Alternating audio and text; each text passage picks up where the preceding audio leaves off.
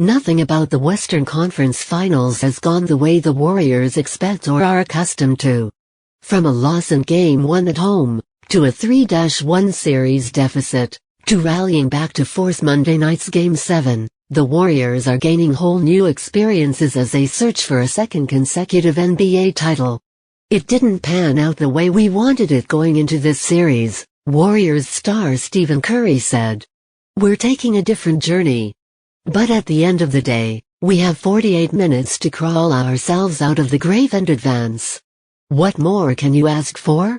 It's going to be a fun night. Curry outlined the keys to Monday's game against the Oklahoma City Thunder, the same keys we've been focusing on the last 3 games, he said. Not turning the ball over, moving the ball, getting good shots on every possession, being physical on the defensive end without fouling, being smart on that end, and then we want to get off to a good start to allow our crowd to get into it. But we've got to really be prepared for anything. We'd like to come out of the gates strong. If we don't, long 48-minute game, we've got to keep at it. Curry and the Warriors take great pride in having earned home court advantage, their prize for a record-setting 73-win regular season. It's huge, Curry said. It's why the regular season is important for us to secure home court advantage throughout the playoffs for games like tonight. We don't take that lightly. It's a great opportunity. I know every fan that's an Oracle, around the Bay Area, is supporting us to bring that energy, because we're going to bring it too. But there's also a strong sense within the team that it can't bank simply on the Oracle Arena energy to power them to a win. We know that just because we're at home, you can't just show up, put a jersey on and win a game, Curry said. We've got to take advantage of the opportunity, the home crowd, our normal home day routine, and bring that same energy when it was just us in Oklahoma City. There's a certain acknowledgement that Monday's game will be different. Klay Thompson described his emotions as anxiousness with obviously some excitement. We're all ready to go. It's been a great series so far and obviously tonight's going to be a lot of fun. We can't wait to play in front of our crowd. It's what you work so hard for. Curry said the Game 7 emotions can't change how they prepare. You're going to have some nerves and some extra adrenaline, but you can't psyche yourself out, Curry said. How you prepare for every game has to be the same. Whatever you do to get right mentally, physically, got to be the same. Follow Jimmy Durkin on Twitter at twitter.com/Jimmy_Durkin.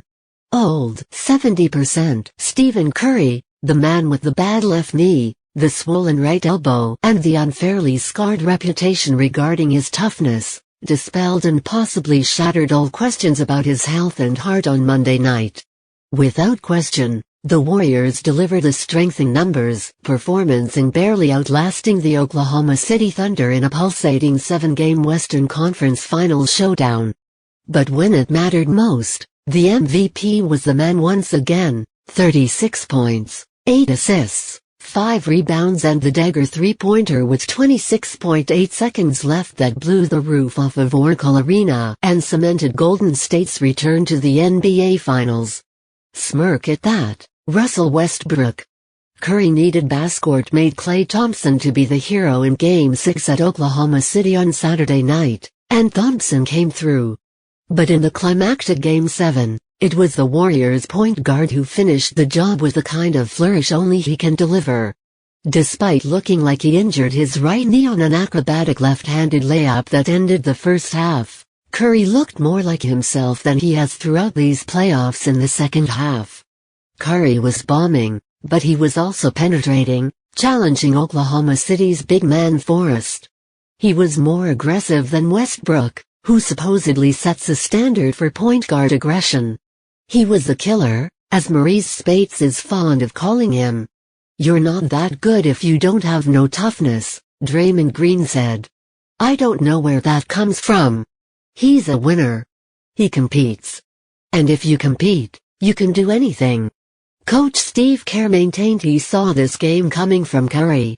I could tell in Game 6 that he was starting to feel like himself, Kerr said.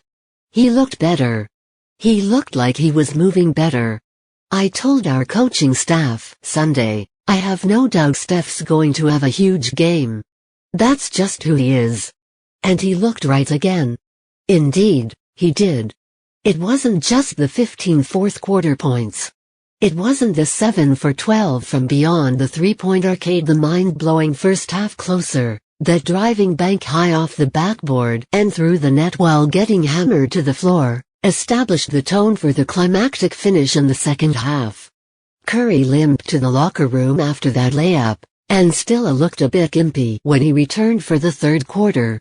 But he made his first three-point attempt and ultimately shrugged off the pain in his right knee, which he had to have heavily taped at halftime. Just sticking with it, Curry said. This whole playoff run has kind of been a roller coaster ride for me specifically, but also for our team. But we never lost confidence, and every game we just played with fearlessness that we could get back to the finals, however we had to get it done. Now we're 4 wins away from our goal, and that's a pretty special accomplishment. So through all this, why can't Curry get a fair shake for his sheer toughness? Because he looks like he's 12, said Kerr, drawing a huge laugh from the packed post-game news conference. Those teammates who can see Curry from closer range know better. He has supreme confidence in himself, Harrison Barnes said. Even though he may not be feeling his best, and he's getting banged up, he can still go out there and do what he does, man. I think above all else, that's what makes him so special. There are a lot of guys who are talented and make shots, but to be able to do it through all the adversity and still stay even keel, that's the most impressive thing. So why doesn't he get recognized for that? Nobody's ever going to say he's a tough guy because of the build and the stature, Barnes said. But if you look at how teams play him, and the hits that he takes, to be able to do what he does and still make threes. Wow! Said center Festus Ezeli, Steph is Steph. Steph is gonna be Steph.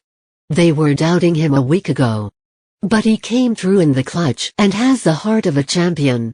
Kerr, he's had a rough playoff go because of the injuries, but as I said, I think he finally felt right physically the last couple of games.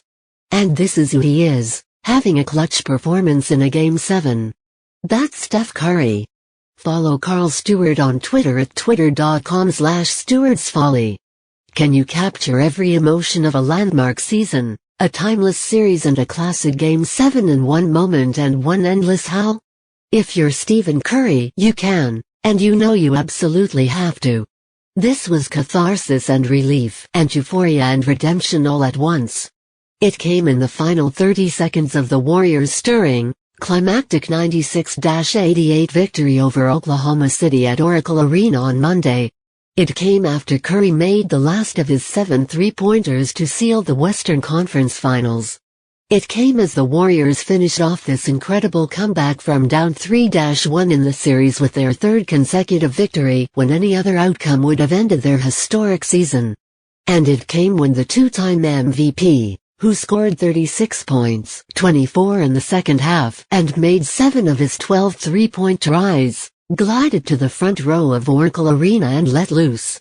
That was just a moment to kind of just take in the atmosphere, Curry said later. We knew it was going to be a dogfight for us to overcome the early deficit, claw our way back, and the way that we did it, everybody having an impact. It was just a very cool moment to enjoy that fan noise and understand we were on the brink of doing something very special coming back from 3-1.